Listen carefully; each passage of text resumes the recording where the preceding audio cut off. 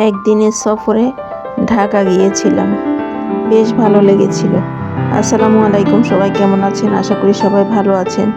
নতুন আরেকটা ব্লগ দেখার জন্য সবাইকে আমার চ্যানেলে ওয়েলকাম করছি।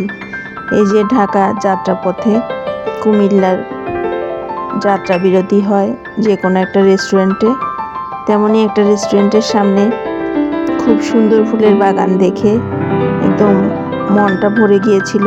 এটা কি ফুল জানি না, দেখতে কিন্তু বেশ সুন্দর।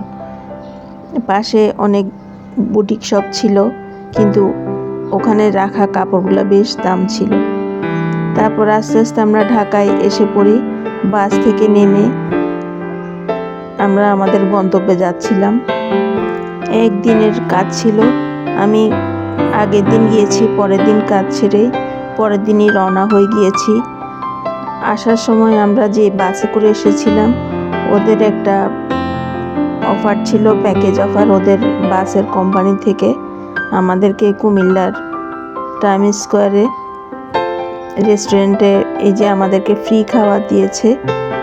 3 রকমের প্যাকেজ ছিল, আমরা বিফ তেহারিটা নিয়েছি। খাবারটা খেতে কিন্তু বেশ ভালো ছিল। ও যেখানে গিয়েছিলাম, এই যে এক কাজিনের বাসায় সুন্দর সুন্দর করে সাজিয়েছে।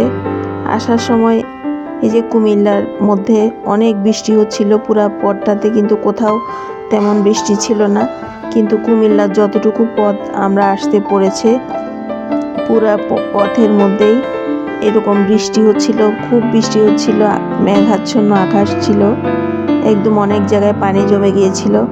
এই বৃষ্টি স্নাত কুমিল্লার এই সুন্দর প্রাকৃতিক দৃশ্যগুলো দেখতে বেশ ভালো লাগছিল। তারপর বাসায় এসে পৌঁছাতে পৌঁছাতে সন্ধ্যা হয়ে গিয়েছিল। রাতের খাবারের জন্য তাড়াতাড়ি করে একটু খিচুড়ি রান্না করে নিয়েছি আর ডিম ভাজা করে নিয়েছি। এদিকে তো দেখতে দেখতে ঈদ এসে গেল, কোরবানির ঈদ। ঘরের ডিপ ক্লিনিং হচ্ছে, এই যে সোফার কভারগুলো চেঞ্জ করব, তারপর সব পর্দাগুলো খুলে নেওয়া হয়েছে। রমজান ঈদের সময় খোলা হয়নি এগুলো, যেহেতু একটু বড় বড় পর্দা, খুলে লন্ড্রি থেকে সব সুন্দর করে আয়রন করে আনা হয়েছে। যারা আমার ব্লগটা দেখতে দেখতে এ পর্যন্ত এসেছেন, তাদেরকে অনুরোধ করব একটা লাইক দিয়ে ব্লগটা দেখা শুরু করবেন।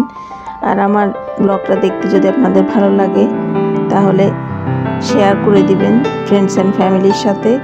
চ্যানেলে নতুন হয়ে থাকলে আমার চ্যানেলটা সাবস্ক্রাইব করে দিবেন। আবার দেখা হবে পরবর্তী কোনো ব্লগে। সে পর্যন্ত সবাই অনেক ভালো থাকবেন।